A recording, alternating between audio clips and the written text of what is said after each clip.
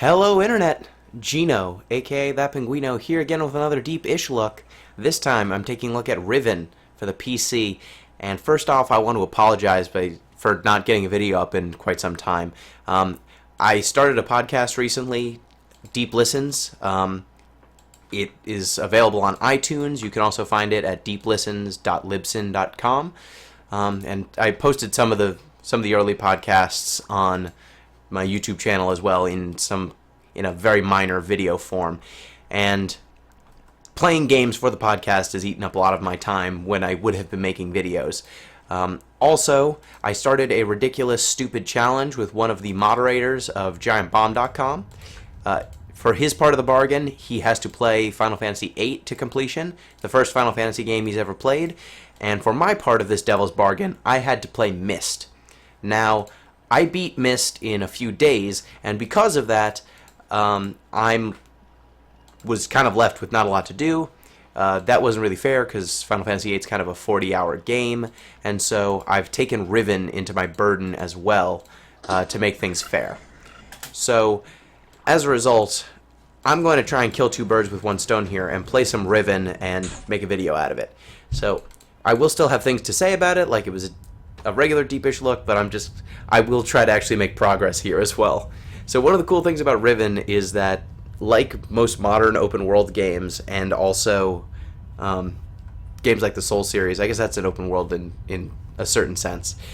If you can see something in Riven, you can usually get to it, and if you can see it, it's usually important. So that building up there, I can see it. There's a ladder in the distance. Watch in a few seconds as I try to traverse. And bam. Now I'm up here. I was over there. Now I'm over here. I can also see a dome in the distance. I should probably get to that dome. And then let me just get to the dome and then I'll come back. I've got something to say about those doors. Get over here. Okay, it's not a dome. It's a laboratory. And I could get to that laboratory. And if I keep going, oh, there's a big thing. Now I'm on top of it. And so that entire island, I came from that shore and ended up all the way over here. So that's cool. It's very cool that in a game that was made in 1996, there was kind of that unifying vision that all of these pipes actually direct to something. All of the wires actually run to different locations. You can actually track the scenery based on these things that ordinarily would be throwaway. Like a pipe in most games doesn't actually lead anywhere, whereas in Riven they hold significance. Now, a problem I have with Riven is that it was an adventure game made in 1996, and so it made some design decisions that are really, really poor. Now, one puzzle I was stuck on for about 40 minutes was this. What an amazing puzzle. Turns out you come into this room from the outside, so those doors are open. Turns out there are two doors behind this door when it's open. When it's closed, you can go down these doors. Also, over here, another door behind a door. I would say that this isn't really a puzzle. If the game world was consistent in some way, if it wasn't an adventure game where everything's just a GIF or a static image, you would be able to notice these things, but because everything is static images, the developers use tricks of perspective like this to hide things. The way you would solve this puzzle, I don't really know, other than seeing that this door is clickable. But if you look at the icon, hovering over the door versus hovering over anything else, you wouldn't know that the doors are clickable. You wouldn't know that you could move the doors, unless you're just clicking furiously. I misclicked and shut these doors multiple times, but that was a misclick. That wasn't because I intentionally thought that it was a solution to a puzzle. And so this is just bad design. This is a mistake. I think you shouldn't make puzzles this way, where it's just a matter of, oh, I clicked in the middle of the screen, oh, there I did it again. There, I shut the door by accident. Other puzzles in this game, when you can interact with something, look, it goes from a pointy finger to a grabby finger. I know that I can grab this. And this thing's actually a trap that catches tree frogs. And it even snaps shut, which lets you know that this could probably be a trap. There's a hint that this is significant. This looks kind of like a bear trap. If you saw my episode on piggybacking, this thing does some piggybacking. It's a trap for tree frogs. It makes a sound kind of like a trap. It's got a shape that looks kind of like a bear trap. You could see how this would function. It's got bait. Over here, it's just a door. There's no indication that the things to the right or the left are significant in any way. You would come in from over here. That's enough ranting. But in the future, don't. If you make a game, don't do that. If you make an adventure game, it's not a good design decision. Now, Riven does have a little bit of just like you have to look everywhere to notice some of the triggers. Like here, this thing right on the corner of the screen, that is a very important lever. If you don't pull that, you're kind of screwed. But at least from multiple angles, you can see it's there. There are times when there are just like switches on doors and stuff like that that can be hard to see. But otherwise, it's not that bad. So now I'm going to try and make some progress.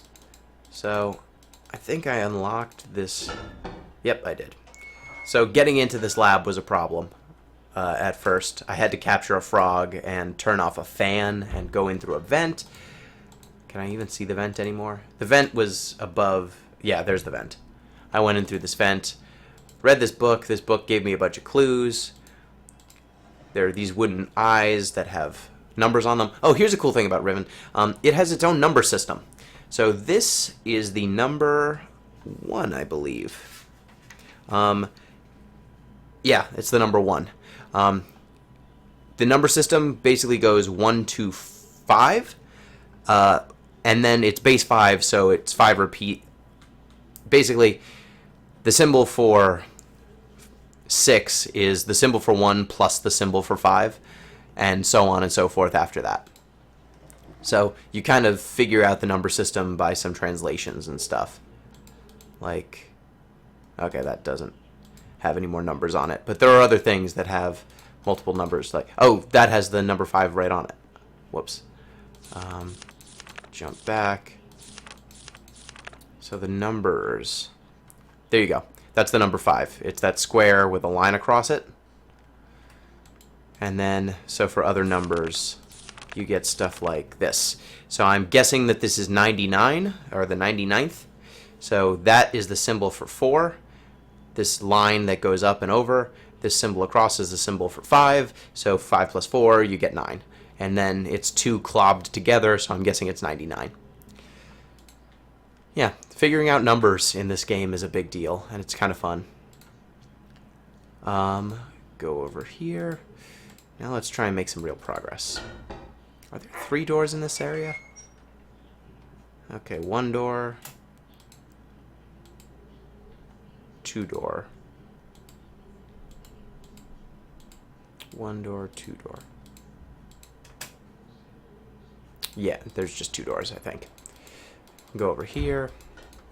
Now, Riven, of course, in 1996 looked very, very good.